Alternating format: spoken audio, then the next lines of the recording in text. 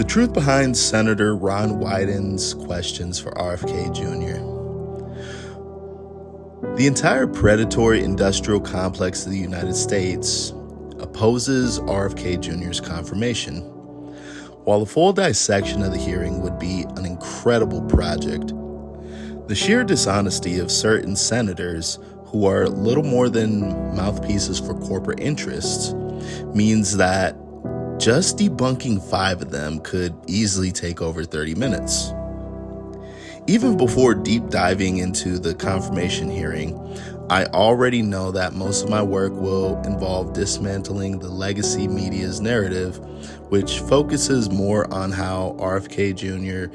makes people feel rather than the substance of what he's saying. That's the game they play.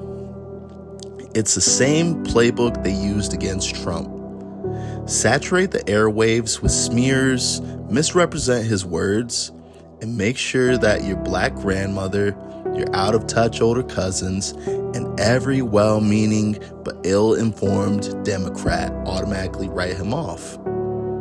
All because he had the courage to team up with the greatest president of all time. Even voices we once considered champions of the people, figures who built their brands on fighting the system, have been absorbed into the very institutions they once criticized.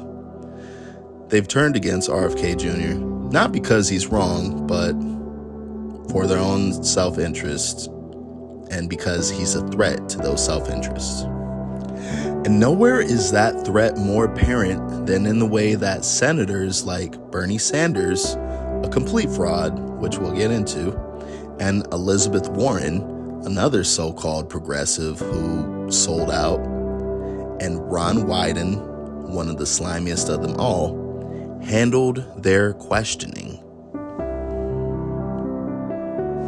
We're going to start with Senator Ron Wyden. And from the moment Wyden begins speaking, he was smearing RFK Jr. He didn't start with policy data or even a serious critique. He went straight to vague, non-specific podcasts and interview transcripts, admitting outright that he was more focused on who RFK Jr. had spoken to rather than what he had actually said. That alone should tell you everything you need to know. Wyden then claimed that RFK Jr. fits the profile of someone who would make reckless recommendations, even if it meant endangering lives. This wasn't based on actual policy failures or